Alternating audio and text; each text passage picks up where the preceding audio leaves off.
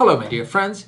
As usual, before we proceed further, just a quick reminder for those of you who are seeking for professional assistance, whether you're looking for hiring a foreign worker or you would like to apply for immigration to Canada, click on the link cictv.ca/go, fill up your assessment questionnaire form, and one of our specialists would be in direct contact with you, seeking for the best pathway for you and your family to immigrate to Canada.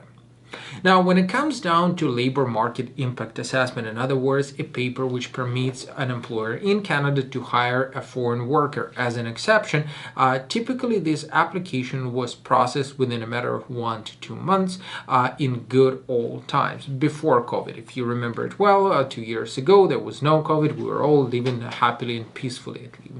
Some of us didn't know it yet, but well, we are where we are right now. Now, when it comes down to COVID, it all exposed vulnerabilities on many factors and many steps of the system, and one of them is, of course, a human factor, right? This critical resource. So we desperately need officer resources. We desperately need officers to be able to process the backlog and work with the backlog, and many applicants are coming and asking us what should they do if they have found a potential employer in Canada, which is not that uncommon these days, considering the overall situation in the labor market, where we have a huge shortage of labor force, right? We got shortage of people, we got shortage of immigrants, and employers are looking more and more towards hiring foreign workers, right? What should I tell my employer if he or she is looking to hire me? What are the processing times?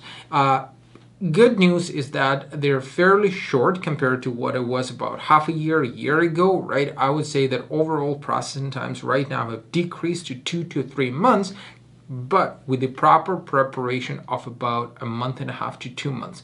When it comes down to preparation, I would include here advertisement of the position, which is the mandatory requirement for LMIA. I would include here the paperwork preparation, which has to be done and has to be followed up continuously in order to ensure the consistency, in order to ensure that all the requirements, all the new ones imposed by Human Resources and Development Canada are met, so that LMIA would not be refused. And all in all, provided that this preparation stage is done, LMIA processing and consideration of officers and approval would take around 2 to 3 months.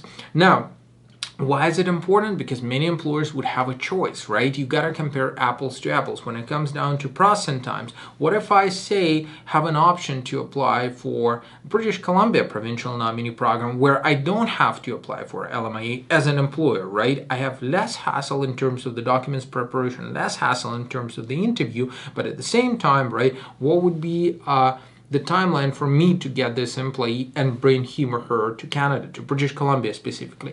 And it comes down to many other provincial programs, because many provinces, they have leverages and instruments to bring people, to help people to come to Canada, right, under provincial nominee streams, under this umbrella where employers won't have necessarily to apply for LMIA. And I would sincerely suggest you to have an open dialogue if you are looking to be hired by a Canadian employer. If you got an employer, and say if you need assistance to understand which way to go further, right, considering where employer is right now, what is the position, what is the payment for this position, what is the compensation, right?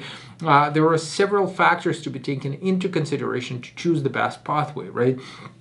So feel free to drop us a line. We'll be able to set up the consultation between you, your employer, and us, so that to determine the best pathway to move forward and ensure that your chances of immigration to Canada would be maximized. Stay tuned with us, and of course, subscribe for the channel.